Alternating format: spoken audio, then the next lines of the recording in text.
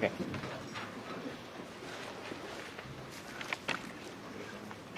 Okay, it's a real privilege to introduce Yoshua Bengio from University of Montreal. Something that you may not know is that he did his PhD on deep networks for speech recognition in 1991, and says that they still work pretty well. But he and his students have learned lots of new ways to train things that make them work even better. It doesn't hurt that the computers are a lot faster as well. When he was doing his PhD, I was an undergraduate, and that was the second time that neural networks were hot. And so I was very interested in them and taking neural network courses and so forth. This is a time when Paul Smolensky was doing neural networks, when Michael Jordan was doing neural networks. In fact, Yoshua did his postdoc with Michael Jordan at MIT after that. And then was at AT&T before ending up at Montreal. So he has Canada Research Chair and lots of awards, and is on the editorial boards of lots of journals, and has been program chair and general chair of NIPS. And I would say that together with Jeff Hinton and Yann LeCun, he's one of the people who have really brought neural networks back in this third resurgence of excitement when they're actually being picked up by all kinds of areas of engineering, and Google is buying neural network companies for hundreds of millions of dollars. So we're looking forward to what he has to say, which combines two of his abiding interests over the years, namely how to use the tension between generative and discriminative modeling and networks. Thanks. Thank you, Jason. And thank you for having me here today. So I have only less than an hour, so I'll skim through a few things. And please don't hesitate to interrupt me in the middle and ask questions. I much prefer that. So let me start with some general notions. Tell you a little bit about some of the motivations for what we're doing. Yann LeCun and I created this conference called International Conference on Learning Representations. And we think that learning representation is one of the really important aspects of machine learning that has been overlooked until recently, and that there are lots of advantages for doing that. And this slide illustrates one of the early ideas that as we know, when we're using machine learning in applications, the results you're going to get are very strongly dependent on the kind of feature you use as input. And so it would be great if we have machine learning methods that find the features for us. And that's one way to think about what representation learning is, but it's actually much more than that. As the second part of the slide shows, it's also about making sense of the data and trying to figure out how the data came about and what are the underlying generative factors and causes that could have produced the data. So good representation have to do with good guesses at what are the underlying causes and factors. And these two things are related. This is traditionally sort of the discriminant supervised learning kind of framework. And when we think about learning representations, we can also think of learning them in an unsupervised way using, for example, generative models. And the second half of my talk will be about that. Having good representations makes a lot of sense in many cases, and there's an example that you probably use without knowing, and that is Google image search, where you combine representations for queries, which are short sequences of words, with representations for images. The two representations live in the same space, like a 100-dimensional vector, and you simultaneously learn representations for the words and representations for images, such that representation for an image comes close to representation of a keyword that is associated to the image in the logs of people clicking on images after typing a query. By the way, this is mostly the work of my brother, Sami, who's at Google Research.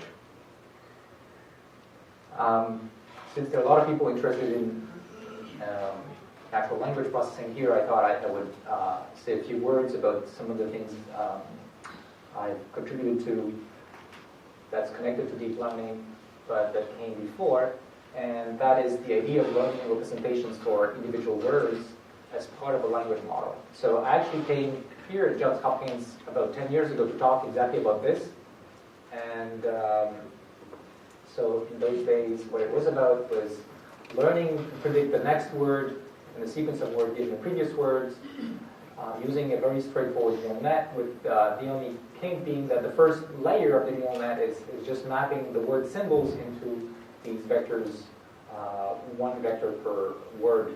So it's just looking up in a table and using the same table for all the words at different positions. And otherwise, it's just trained as a regular neural net. And why we were interested in this, because I thought that there was something wrong with n-grams and other non-parametric methods for both language modeling and in general for machine learning, in that these kinds of non-parametric methods wouldn't generalize to new configurations naturally. Whereas what happens here is that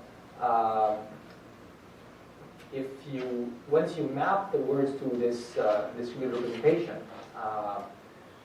what happens is it will automatically generalize what it has learned for configurations of words to other configurations of words that have similar representations. And in this way, there's a kind of chicken and egg thing happening where the representations of words that come up in the similar context will end up being similar, so long as they help you predict the next word properly. And you get potentially exponentially more powerful generalization, and I don't have time to talk about it here, but I've written a few papers about how distributed representations in general can, in theory, bring you an exponential advantage in terms of the number of parameters you need to represent a complicated function. So I guess many of you have seen these. You can take these high-dimensional vectors, well, like a few hundred dimensional vectors, and reduce their dimensionality to 2, so you can visualize them. And then you zoom in and you see that the words aggregate in each other in a semantically meaningful way. So here there's a cluster of words about countries, and you can spend hours looking at these things, and they're fun. Here you see verbs and conjugations of to be and things like that. But something really cool came up recently that some of you know about that I want to mention that has to do with learning of these embeddings. And that's essentially coming from the work of Tomasz Mikulov, first when he was at Microsoft and then at Google, where he's noted as a kind of unexpected side effect that these word embedding, these word vectors, had some kind of analogical properties. So if you take the representation for Paris and Rome and France and Italy, and you look at them, you see that the vector going from Paris to Rome is aligned with the vector going from Rome to Italy. And so now you can do things like Paris minus France plus Italy, and it gives you something pretty close to the vector for Rome. Similarly, if you do king minus queen, it's about the same as man minus woman. So why is this interesting? It's because you are, when you take difference of vectors, you're getting something more abstract, which allows you to reason by analogy. Now, you can train machine learning systems to do these kinds of things, but the really amazing things here is that this was not achieved through supervised learning of analogies. This was achieved by just doing language modeling in a completely unsupervised way. And that's really surprising. And that's something we need to understand better, why it's happening and how to generalize this. One of the issues we faced initially with the kind of neural net language model that learns embeddings is that the output of the neural net is huge. It has as many output units as the number of words in the vocabulary. So in the experiments I run, I was limiting myself to something like 10,000. But of course, for real language models, you wanted at least 100,000, and Google wants millions. So there are a bunch of techniques over the years that people have looked at to try to reduce that computational bottleneck.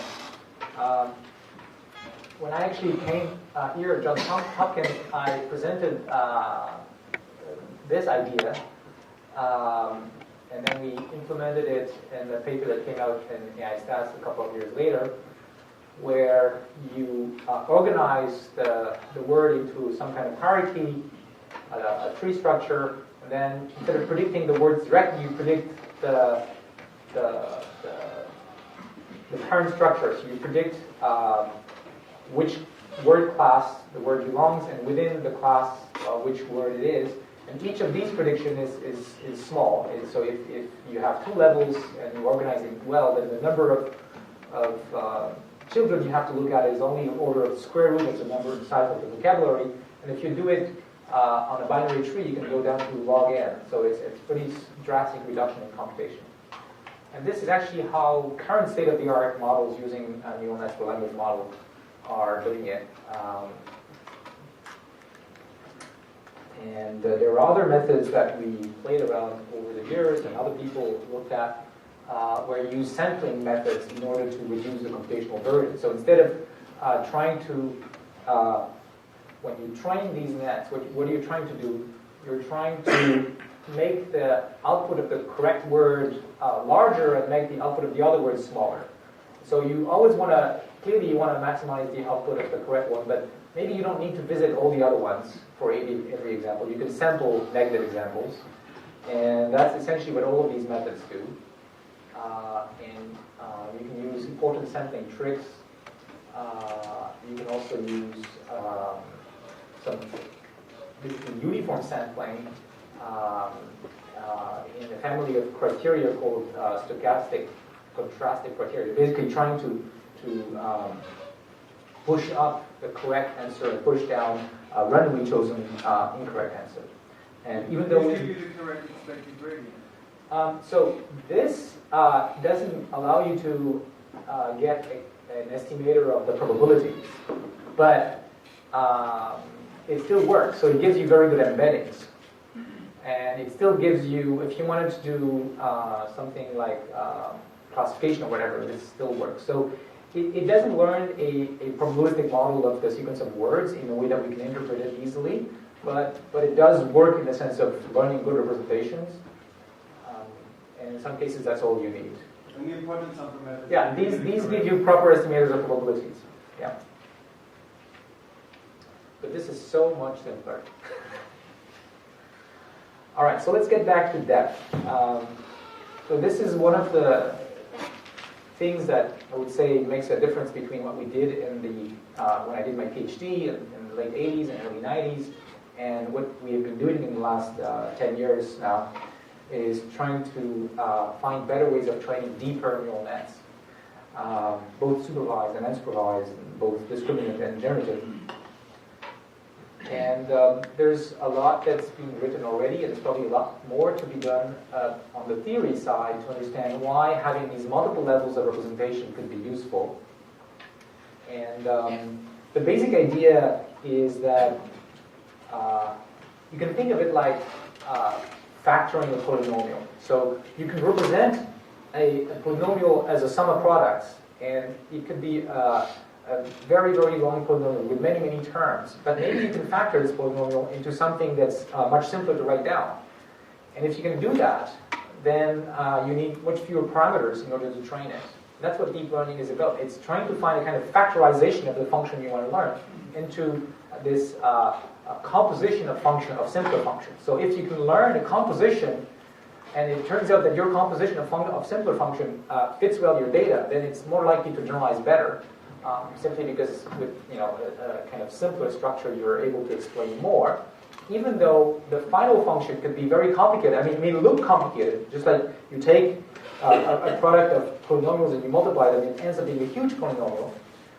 It can have a huge number of ups and downs as a function. So the number of variations that it can capture can be exponentially large with the depth, yet the number of parameters can remain small. Whereas if you have a shallow architecture, you basically need as many hidden units or as many RBF units if you're doing an SVM as you have variations or ups and downs in your function. Okay. Then there's, of course, the biological motivation, especially when we know about the visual cortex, clearly suggests that the brain is using this kind of composition of nonlinear transformations and nonlinear relationships. There's also similar kind of arguments that can be made by looking at how we think from a cognitive point of view. More recently, and I'll say a few more words about that later, there's a motivation from the point of view of sampling methods for generative models.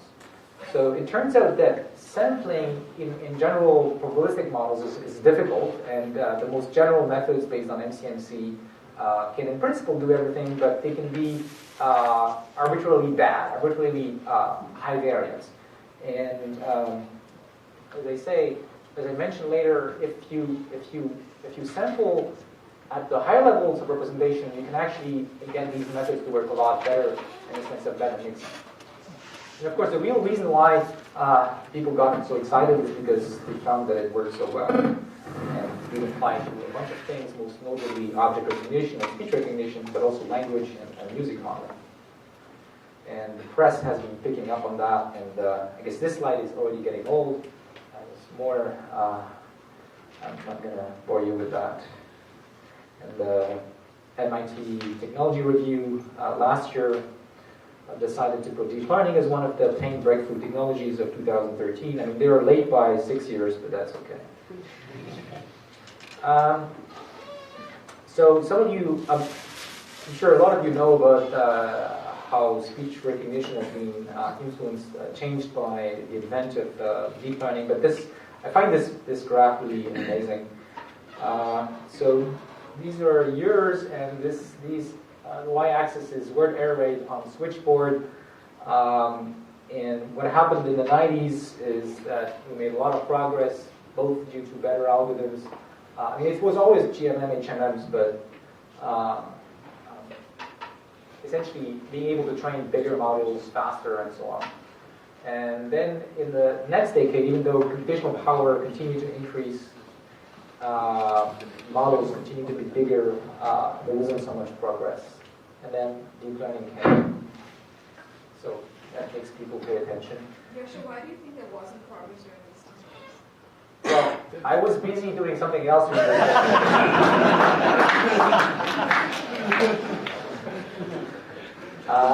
I think so.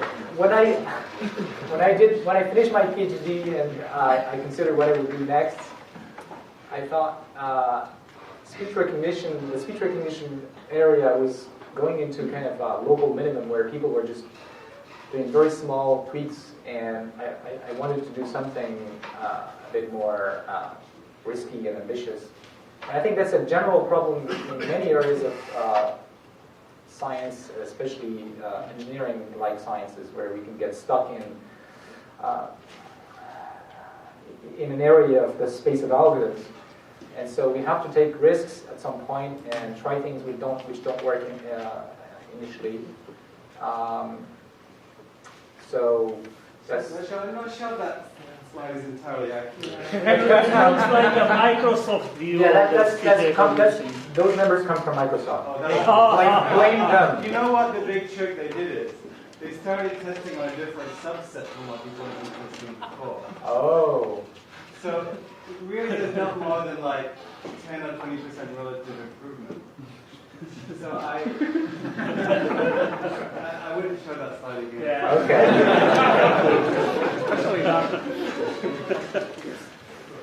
I mean, there has been improvement, but it's nothing like that. Okay. Well, it depends on which data set you test, of course, right? No, but look, I don't know where these numbers come from, but the reality is there's like maybe 25% of it. Okay. It's real, but it's not like Well, thanks for the information. So I'm more certain about these numbers, and that's in computer vision, object recognition. So there was another breakthrough happened a couple of years later than the speech recognition breakthrough, and there's an interesting story here with people in the computer vision community telling Jeff Hinton and Yann LeCun that they would believe deep learning if they could make a breakthrough in a large object recognition task like the ImageNet competition. And so they did. And and brought the error rate down by almost half. The current numbers are, I think, around 12%. So it's now down by more than half. Using a convolutional deep net with all kinds of variations that are now become standard, and many of them are actually used also in speech. This has been picked up by, of course, companies like Google and Baidu in their products. Just want to mention a much smaller feat that my students achieved just recently, a few weeks ago. We won a competition, computer vision competition, where you had to go from videos of clips from movies where you see the face of an actor into classifying the emotion, the expression on the face of the person, and we were able to win by a reasonable margin over the other techniques. Actually, one of them was also using deep nets. There's a more interesting question that's actually now starting to move towards the theme of unsupervised learning, which is, how do humans generalize from very few examples? How do they manage to do that? It's amazing. I show you just one or two examples of a new category, and you can generalize quite well. And of course, all of the machine learning we know, including deep nets, they're pretty bad at that. So the only reasonable answer is because they're exploiting all of the other learning that's been done before to build some kind of representation of how the world works, so that it's almost like if this new example, you're not doing any learning, you're just doing inference, right? Based on that new piece of evidence, you can guess all kinds of properties that were missing for that example. And that's just almost as there's no learning. So it relies completely on all the past learning, and I think it relies on learning abstract representations. And to obtain abstract representations, I think you need some kind of depth, multiple levels of representation. And I also believe that somehow these representations, either explicitly or implicitly, must capture the explanatory factors. That's what makes it easy to generalize. If you understand completely the scene, then some new configuration is going to be easy to explain as well. All right. So moving in that direction, a few years ago, we tried to use these unsupervised pre-training trick, which has been sort of this starting approach to deep learning, where we train deep nets by unsupervised learning of like RBMs and the noisy minimal encoders. In two transfer learning competitions, where you have training data of, including examples of some classes, but the test data really has new classes you've never seen. And your job is to come up with representations for the test examples, such that a very simple linear classifier trained on like 1, 2, 4, 8 examples is going to be doing a good job. So on this graph, this is the log of the number of labeled examples on the test set that are used to test your representation. So 1, 2, 4, these are on log scale. And the y-axis is some measure of accuracy, so 1 is 100% accuracy. And these curves show one data set where the effect of depth is amazing. And this is if you put your classifier directly on the raw data. This is if you put your classifier, so you'd like the curve to be like this one, to rise up as quickly as possible. If you put it on the first layer, which is trained completely unsupervised, and then the second one, and the third one, and the fourth one. So somehow by learning these deeper representations, in this case, the effect on your ability to generalize from fewer examples is absolutely amazing. So if I can read those axes, yes. The one on the right, after one example, you're at 85% performance, and after two, after you've done that at 98%. so this is log scale. So this is one labeled examples per class. Yep. This is 2 per class. Yep. Right. So here you've got, say, 4 examples, and you're getting whatever. That's 2 examples. 95% accuracy, essentially.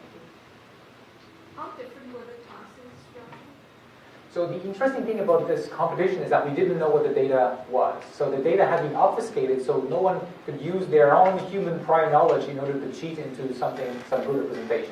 The idea was, can someone come up with a completely ad initio learning of representation? And that's what would be evaluated, rather than, the way we usually do things in machine learning is we have, lots of students and engineers coming up with good features, and that's what, is competing really, and not the machine learning. But do you still have a sense of what the class is? Yeah, so there were 5 data sets, for example, in this one, some text, some video, some image. This one, I think, is features coming of looking at satellite data and trying to classify into the types of trees and stuff like that. There is an interesting question that is, what is a good representation?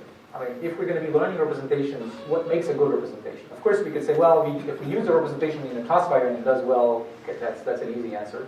But is there a more fundamental question we could try to answer there? There is something related to this question, which is a very important notion in computer vision, and maybe to some extent in speech recognition, which is how do we design features that are invariant to the things that don't matter? Like I would say in speech, that would be maybe the microphone characteristics or the speaker. But really, if you're doing unsupervised learning, nobody tells you what variations matter and what variations don't.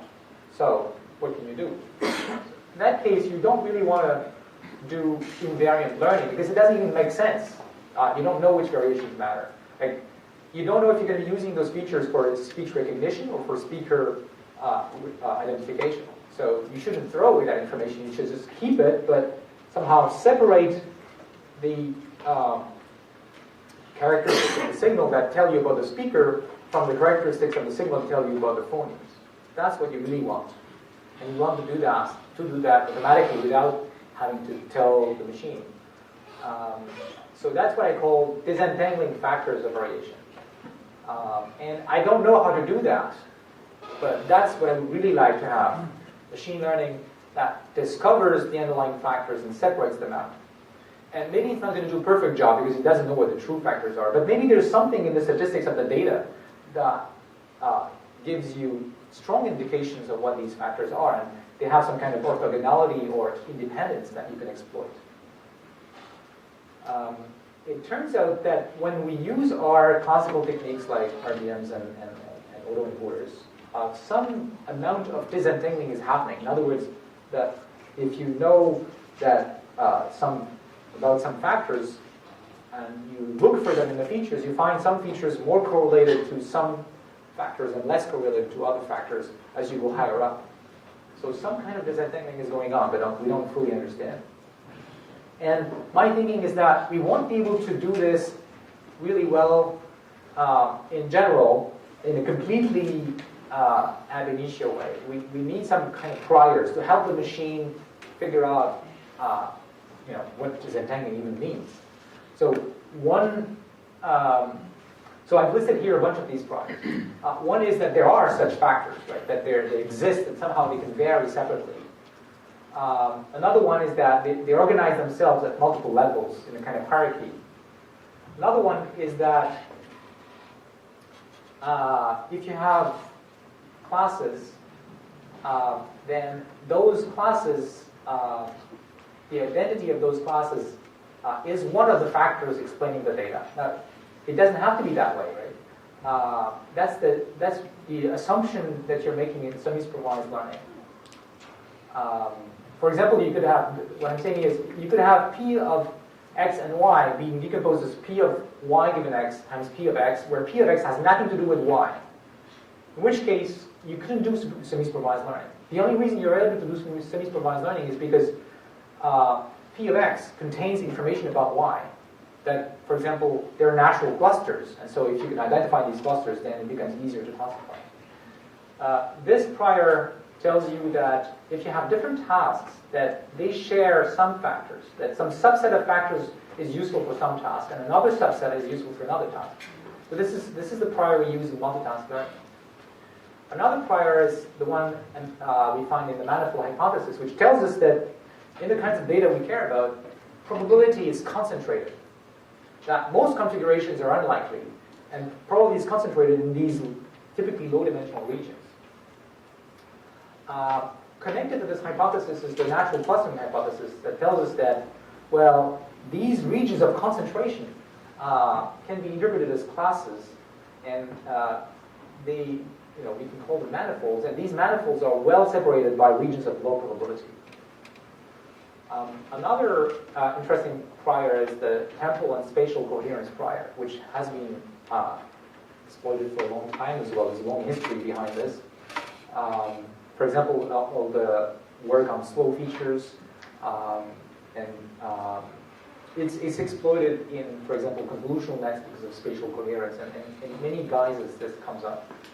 Sparsity is one of the priors that people in the deep learning community have kind of hit on, and that's interesting. And you can interpret it from as a prior by saying that most factors, for a particular example, most factors are irrelevant. So if I give you an image, it's an image that's outdoor, so it doesn't contain indoor things. And so a lot of the concepts that matter for indoor things don't matter there. And then there's an interesting prior here, which hasn't been discussed as much, but I think it makes a lot of sense, which is that in a good representation, the distribution of the factors should be simple. So the extreme case is that the factors are independent of each other, but you could have something not as drastic. For example, you can imagine having just linear dependencies between the factors. And that's what the Mikolov example is actually exploiting. The way he's training these is that he's looking for linear dependencies between the embeddings of successive words. And I believe that by doing that, he's kind of regularizing in some way and getting these nice analogies coming up more easily. All right, see the time is flying. So let's go to unsupervised learning. So unsupervised learning would be great. I mean, we can exploit more unlabeled data. I think it's really important for transfer learning, for answering new questions, and not just always the same old question, for structured output problems. But it hasn't, I don't see Google using this right now. I don't see Microsoft using this. So why is that? So I think there are some fundamental problems that make unsupervised learning, especially of probabilistic models, really hard. And here I'm trying to explain them. One is the problem of mixing between modes when you're running, trying to sample using a Markov chain. And the reason it's hard, it has to do with the manifold hypothesis that I mentioned earlier. I'm going to go into more detail on that. And the other is that the number of these modes, so the modes are the regions of high probability that I was talking about before. If there's a huge number of them, then either in the posterior or the joint distribution we care about, then modeling these distributions, these joint or these conditional distributions could be really hard, and again, the sampling methods are going to fail. So let's look at the first problem. So this is meant to be a distribution over here, a one-dimensional space, but think really a high-dimensional space, and these are the modes, okay, those regions, those peaks of probability, those regions of high probability. And MCMC operates by moving around in that space, by making small steps. And the problem is that it only goes from it only wants to go to a probable configuration. That's what MCMC does. It wants to stay in the regions of high probability. I mean, if you start it in the low probability region, it will move towards the high probability region, and then it will stay there. And it will be very hard for MCMC methods to cross the desert of low probability, because it would be exponentially unlikely to do all of these unlikely moves one after the other. So that's bad, and it's particularly bad if you use these MCMC methods in the middle of your training procedures. It turns out that for many of our unsupervised learning procedures with probabilistic models, like Boltzmann machines, that's what you're doing. Initially, when you train a probabilistic model, it doesn't know anything, so it says, I'm happy with everything is probable, I like the uniform distribution. and it's kind of flat, and then you can mix easily. You can move around, and as it learns, it starts putting more concentrated probability in a few places. It still mixes fairly well. So initial training of RVMs and stuff like that works quite well. But then, as it gets good, it has to put low probability in more and more places, and that's where it gets harder to train, because now these MCMC methods we're using to get the gradient, they give us a very noisy estimate of the gradient, and so I think training stalls. So let me tell you about something related that may help us to fix this problem. So we're trying to do some kind of visualizations to understand what is going on with those representations we are learning with stacks of RVMs or stacks of denoising mode 1 coders or contracted mode 1 coders, whatever. And what we find is that the space is kind of distorted by these representations. The shape of the distributions in input space is very, very different from the shape of the distributions when you take the data and you move it up to these high-level representations. And so this slide is supposed to illustrate that. Let's look at the top here. So here, I'm showing in input space, so this is pixel space, say images of 9 and images of 3. This is just a cartoon, of course. The distributions are very concentrated, and there's a lot of empty void, and it's hard to mix between them. And it looks like when you project the data onto the hidden units higher up, you see the distributions now where the data is occupy a lot more volume, and those things get closer to each other. And furthermore, it's like if those manifolds where the data is lying have become flat. So let me explain what I mean. So in input space, it's like the regions of high probability, these manifolds are highly curved, much more than that picture. They really have a lot of curvature. It's just wiggling all over the place.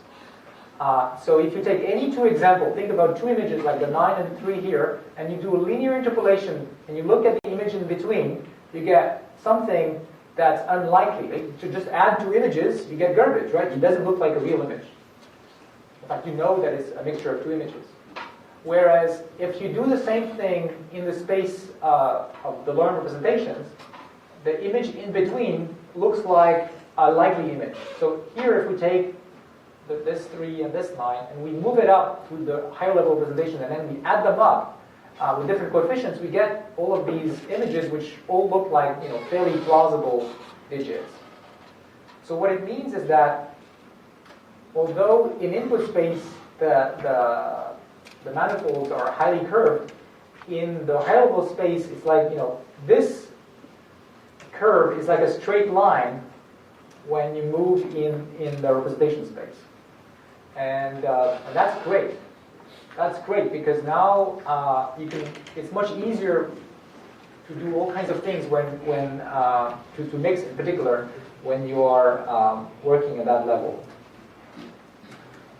Let me say a few words about the other problem of having yes? Before you go on, could you spend a minute telling me, for example, for that interpolated representation, how do you synthesize the image? I mean, I can imagine what it might be, but I'd like to know. Yes, okay, sorry, I should have been more precise. Yeah. So you take your image, you move it, you compute its representation. Now you have two images, you have the representation. Now you can mix them at that level, like just do linear interpolation. And now you've got these vectors that are just abstract vectors. And you can use the decoder, you can use the decoder to map them back, or the generative model to map them back in input space. You've got an autoencoder, right? So you've got a mapping from X to H and a mapping from H to X. Okay, so you keep the mapping from H to X. Oh yes, you need both mappings for this to work. You need the encoder to go from input space to representation space, and you need a decoder to go from representation space to input space. And then you can visualize the interpolated points in representation space as images that make sense to you. And here in the representation space, you're looking at the highest layer? Yes. Actually, you can see this is first layer, second layer, right? The higher you go, the better it is. And I suppose the other way to do it, if you didn't have the decoder, would be to sort of start playing with the input till you get. Yeah, you could do that. You could do that, but it's so much more convenient to have a decoder. So can I ask one? Yeah. So the Gaussian eigenmaps or isomat or any of those. Yes. Yes. Really, Yes. it's the same thing, right? So the question. Except they do it wrong. But Well, yeah. so that's the question: is what about the neural net Yes. architecture do you think is Right. supplanting this notion of local graph structure and there's Right. So the training criterion for things like Laplacian eigenmaps and other manifold learning methods is fine. It's not the problem. It's the parameterization. The parameterization is this basically a sum of Gaussian. It's a dumb non-parametric model. And what it does is that it doesn't generalize. It only generalizes very locally. So in other words, to capture the structure of a highly curved manifold, you need to use this. If you have a highly curved manifold, you need enough examples to cover all of the curvatures, all of the curves of the manifold. And if you don't have examples, enough to cover all these variations, you're going to do something completely wrong. Whereas with these neural nets, you have a chance, if there is some structure in the data, and your model can be trained to capture it, to actually generalize to new places you haven't seen. And we verified that it works. For example, you can train on some digits and then generalize to other digits it's never seen, in the sense that it knows the shape of the manifold in new places. So and the reason it can do that is because it's assuming that there are these underlying factors that can vary independently. And if there is such a thing, and there is in many data sets, then it can generalize to completely new configurations of these factors that it has never seen before. So how do you impose some sort of locality that the nearest graph? Oh, you get locality automatically for almost any machine learning method because it likes, smooth, continuous things. So that gives you locality for free. And the reason it likes smooth, continuous things is that they're easier to learn, right? So when the weights are small, you get smooth functions. Okay, but so there's a regularizer. Yeah, there's a regularizer. In almost any machine learning, you want to do, you end up having a kind of smoothness regularizer, implicit or explicit. Here, it's just the magnitude of the weights which give you this regularizer explicitly. More questions on this picture, which seem to like? All right. So let me move on to something else. So I mentioned there was another challenge, which is that you potentially could have a lot of modes in your distribution. And let me just skip quickly. So here again, it's a cartoon, but imagine your distribution have many modes. That's P of X, and this is going to be a problem when you sample, and it's going to be a problem when you learn, because especially when you sample, because or when you train, it's going to be hard to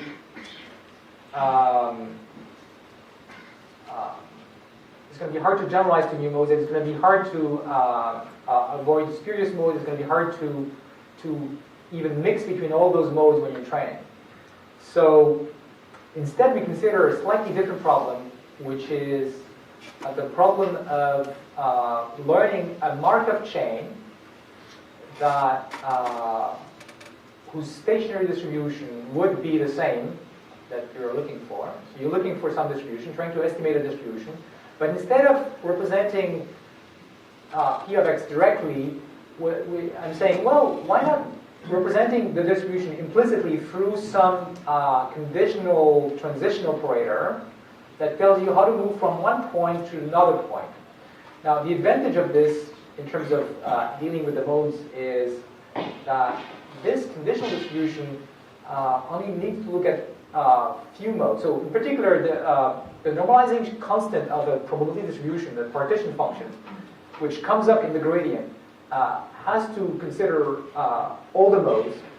But if it's a conditional distribution, the normalizing constant is only over the modes that, or the higher probability regions that matter in the context of the right-hand side. So if I'm going to move from a point to some neighboring point, then the conditional distribution here might only have two major modes, and the other are kind of negligible. And so getting the partition function for this conditional distribution right is going to be much easier. Either I can even do it analytically, or I can do some MCMC or something, but the MCMC is going to be much easier because it's going to have to only visit a few modes before I get my gradients to be right. Whereas if I'm trying to learn P of x directly, the gradient of the log likelihood involves summing through all the modes, and that's going to be just much harder. So that's the idea of what I call generative stochastic networks, where instead of parameterizing P of x, we're parameterizing this transition operator. And the more general way of seeing it is we also introduce some latent variables in the Markov chain. So now we have got a Markov chain over some visible variables and hidden variables, and just like we would have in many graphical models. But the difference is the parameterization is now the parameterization of the Markov chain transition itself. So in this case, I have a parameterization that tells me how to get a new x from the previous h, and how to get a new h from the previous h and the previous x. And if I just sample from these, I can run my chain. So given the parameters, I can sample from the model by running my chain. Now the question is, how do we learn the parameters of these distributions so that at the end of the day, the samples I'm getting on the visibles are of roughly the right distribution. And and one trick we use here, which is useful in practice and has been picked up recently, is that notice how I've decided to parameterize this one, P of h, given the previous ones, as a deterministic function of the conditioning variables and some independent noise source. And the advantage of that is that you can just do backprop when you compute gradients. Anyway, I'll come back to that later. So the answer to my question, how do we train that? It turns out that there's a way to train which works, which is you take an example, you throw it into the Markov chain, and then you change the parameters so that it produces, again, the example with high probability. So if you take a data example, you put it here, and then you just let it run a little bit, and then ask this guy to reproduce the original one, that will make the parameters of this transition operator learn to generate data like the training data. And I could spend a lot more time to explain that, but let me move on. So you can do this you can use this to deal with missing inputs, structured outputs, basically look at subsets and predict the rest and stuff like that. We've done some experiments on rather simple data sets like MNIST and these images of faces, where we can see that it generates sort of nicely comparable to state-of-the-art memory models for these data sets. And you can also do things like filling in some parts. Like here, I've got an image of a digit, but I'm going to clamp the right-hand side and let the left-hand side be free, initialize it with random noise, and then let the Markov chain run. But this is a conditional Markov chain where I only resample the left-hand side. And you can see it converges very, very quickly. The burn-in is almost immediate. And if there is some ambiguity, like if there was an example here, that could be a 3, or maybe it could be an 8. And so the Markov chain will alternate between 3s and 8s. And this is just the Markov chain free running, so it resamples all of the pixels each time. And it will, this is one sample after the other, so it's really mixing pretty fast.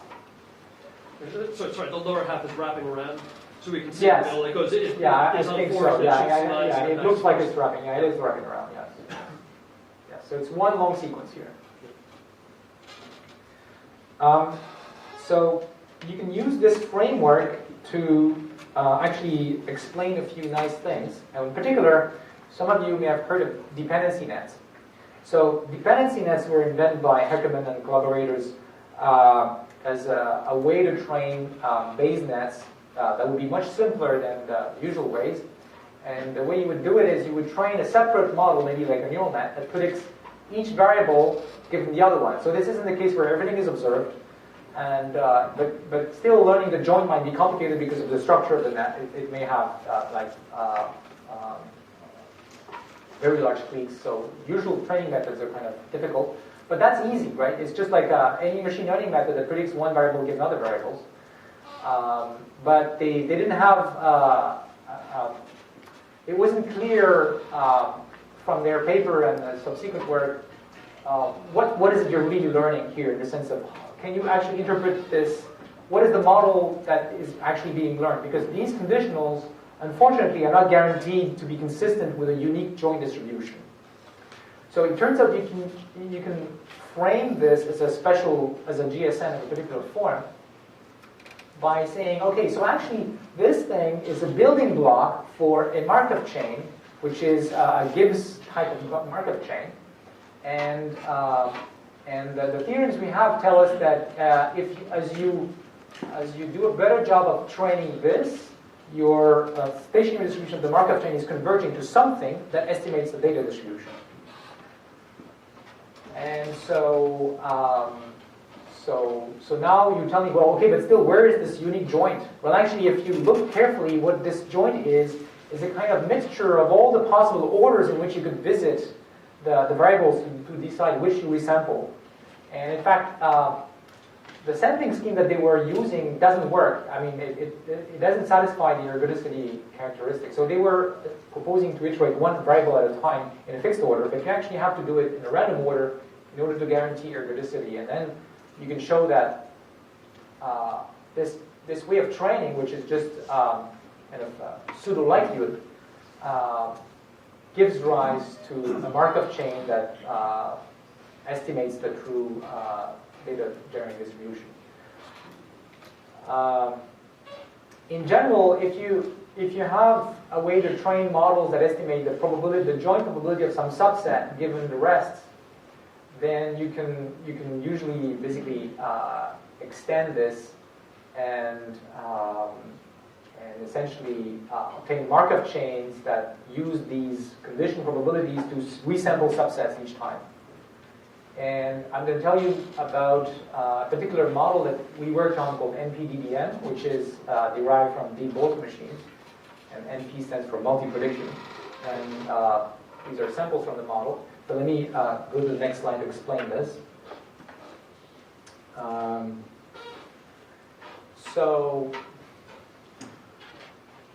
So in a deep Boltzmann machine, I realize many of you don't know what a deep Boltzmann machine is, but it's just a big Boltzmann machine, and the Boltzmann machine just has a bunch of stochastic units connected to each other, and there's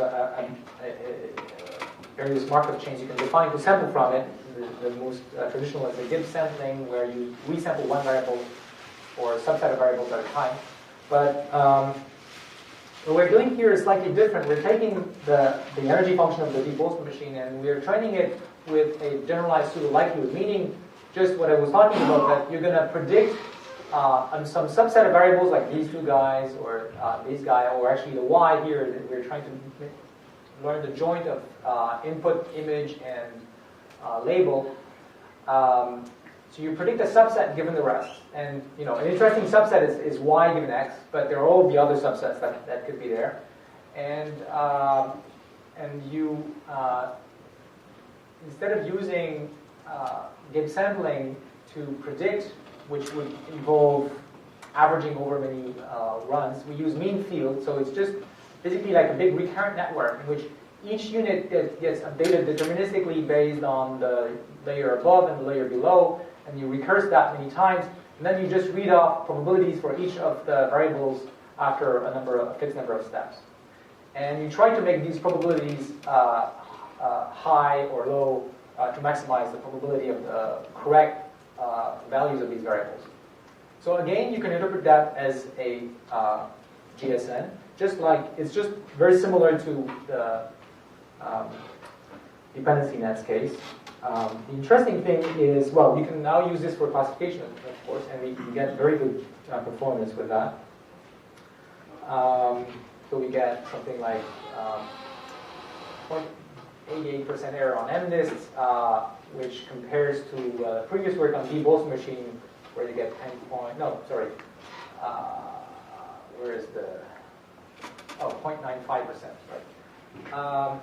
But the more interesting thing is that if you take the D. Boltzmann machine, if you believe the D. Boltzmann machine story and you sample from the D. Boltzmann machine trained in this way, you get garbage samples. And in many cases, when you train graphical models with the wrong criterion, which is not maximum likelihood, you get this ugly. When you sample from the model, it doesn't always work nicely. This is what happens here. So this pseudo likelihood training, this doesn't work as a way to train a good generative model. But if you interpret this as a GSN, and you sample by this Markov chain, then you get nice samples. So it's just that you have to match your training criterion with what is the underlying generative model you're really learning, and then you get things right. Okay, let's skip this. I mentioned this nice trick, which basically we came up with in 2 of recent papers, including the GSN paper, where you take latent variables that are continuous and you reparameterize them as deterministic functions of the other variables that you care about and some independent noise source. So once you've done that, you can rewrite marginalization. So let's say I want to predict P of y given x. I have to integrate of all of these h's. And so this is just my marginalization. I have to sample P of h given x and average P of y given h and x. Instead of doing that, you could rewrite it as sample this independent noise source and then just have P of y given this deterministic function, which gives me h. And now this whole thing is something I can compute derivatives of and basically backprop through this into the computation of h. So if I look at this derivative, for example, it just means sample my noise sources and then just do backprop on the likelihood.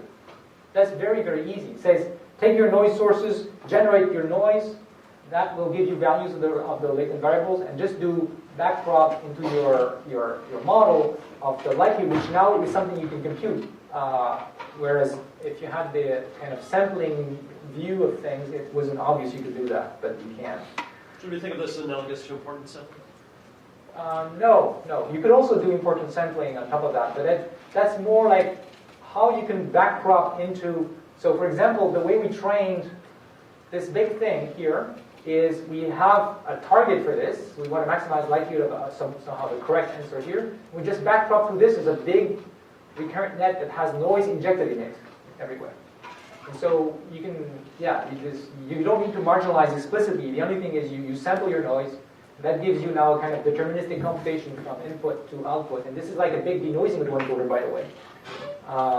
And you just backprop through the whole thing in order to train. So that's much easier to train. It's really not clear to me how this works, like for real data. How is it generating particular data using particular noise?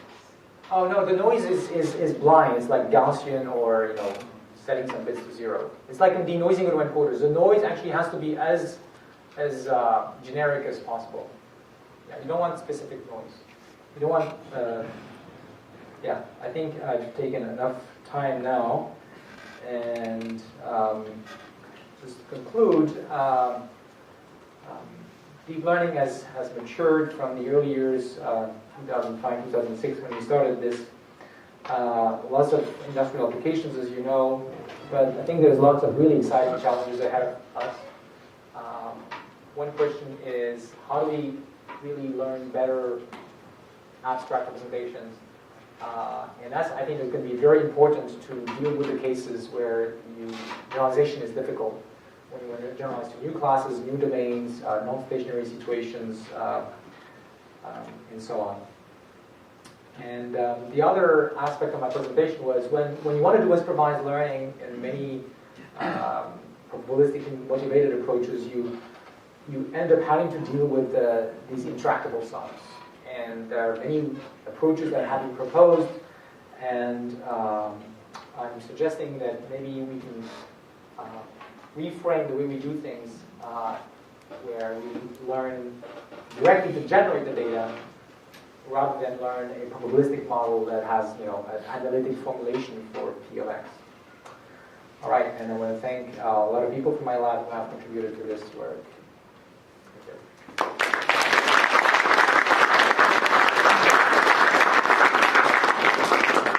So while we have to be out of the room in 10 minutes, we do have some time for questions for people who can stay, which is probably most people. I think we have the classes till 1:40.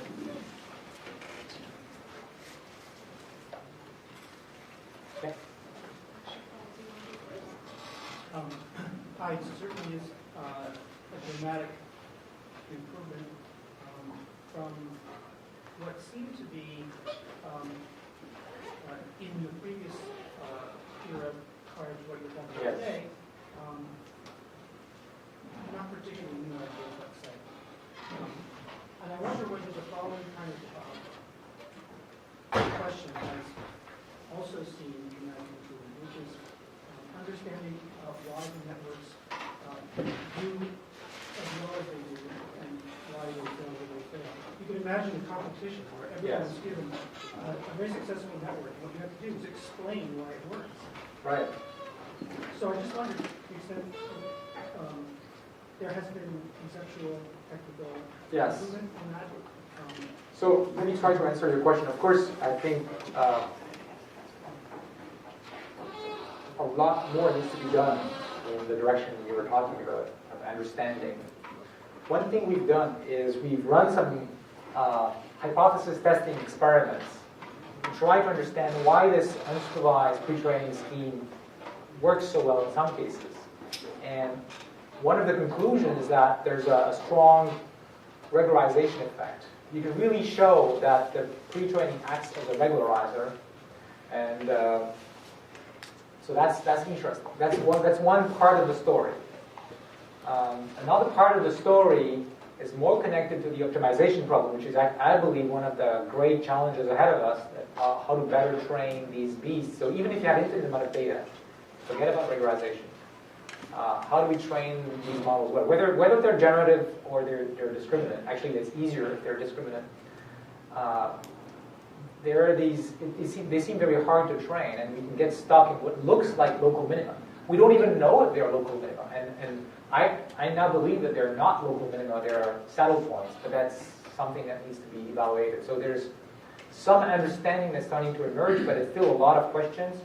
But it looks like, for example, these unsupervised training procedure act as good initializers that get you in the right regions from which initialization is easier. And we now understand that it has to do with, it may have to do at least with just some numerical issues with the gradients being propagated and the eigenvalues of the Jacobians as you go from one layer to the next layer being close to 1, being a good condition. So if you think about an autoencoder, a good linear autoencoder has all its eigenvalues 1.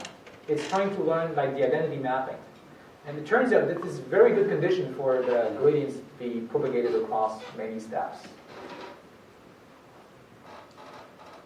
So I think, so I have a big broad question. So if someone has a short question, they should go first. Okay, I'll go. So one, from a modeler's point of view or problem solver's point of view, you have, you want to learn representations, you want to learn good models to solve your problem. You have two things you can tweak, right? So one, you can add bias to try to add structure that you think is true in the data or in the domain, and the other is you can change the data, right? Yes. So you can give it more data, less data. Well, the third thing, which is you can get a better learning algorithm. You need an optimization. Then there's optimization error. Let's assume we have all the possible tools under the sun to solve any optimization problem we want, which is not true in practice, but let's assume it exists. Yes, I wish. Yeah. Right. So now my question, Doctor, is basically, so here, can you speak a little bit to, it seems like, it learns factored representations really well. In the case where you have static data like objects, these are fairly rigid, these are rigid structures, there's variability, but there's variability of certain kinds. Yeah. And those kinds of variability can be accomplished using these, factored stacked models. But for instance, if you Well, we don't know that, but yeah, we don't know that. They do a reasonable job. It seems like it's looking better than it looked maybe 5 years ago. Yes. But if you look at domains like, say, for instance, activity recognition, and I don't mean activity recognition with the, 5 gestures, the person-centered. I mean in really complex data sets, there's a lot more variability there, and so to some Right. extent there's the data bias, right? So one question is, to what extent can you introduce new kinds of biases? You know, the framework allows you to introduce new kinds of biases easily, and you spoke about this. Yes. Yep, Here. that one. That's right. So I'm really interested in broad priors. Right. Of course, if you have a specific problem to solve, you can use the specific knowledge in many possible ways, and you can do all kinds of engineering, and it's great, and it's going to help you solve your particular problem. But what's more exciting is to come up with priors or prior knowledge that you can put in your learning algorithm that's covering a lot of ground, that many tasks will benefit from. And that's the kind of thing I'm trying to list here, and I'm really glad to see more stuff added there. The broader it is, the more interesting for AI, because I'm really interested in AI, not just solving a particular problem. And for AI, you need, unless you imagine you have a zillion of these things that are very specific, and I think that's not what's going on in your brain. You probably have a few tricks that your brain is exploiting, a few priors that help it. And that's what we should be looking for. And these priors, it's not just the priors, it's how convenient it will be to put in the learning algorithm itself. So the notion of learning representations is interesting because many priors can be put in quite naturally there. But yeah, I don't have a general answer besides this kind of stuff. Right, Yeah. so as long as your problem still involves these priors, it's something that right away is ready to use. But if it involves more than that, then the question is, I guess you'd be building some model on top.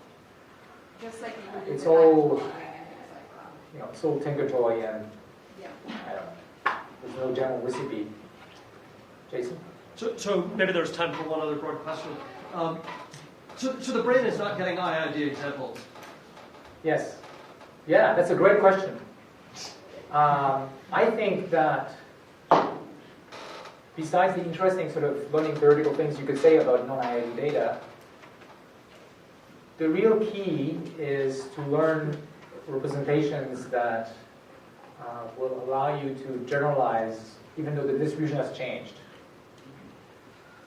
And that's where learning good representations becomes important. So we have to adapt the way we learn, we have to handle the sequential aspect and so on. This is all important. But learning good representations in the sense of extracting more abstract characterization of what's going on, I think is going to be key for doing well in a non-IID setting. I have a question about your recurrent networks and training back in time. Yes. How quickly do you lose strength? We've made a lot of progress with that. Mm-hmm. So I worked on this in 1991, and there was a paper in 1994 showing that when you train with backprop through time on very simple problems, after 10 or 20 steps, you're kind of dead. Then came LSTM in the late 90s, and for some of these problems, they were able to train 50 steps, 100 steps, and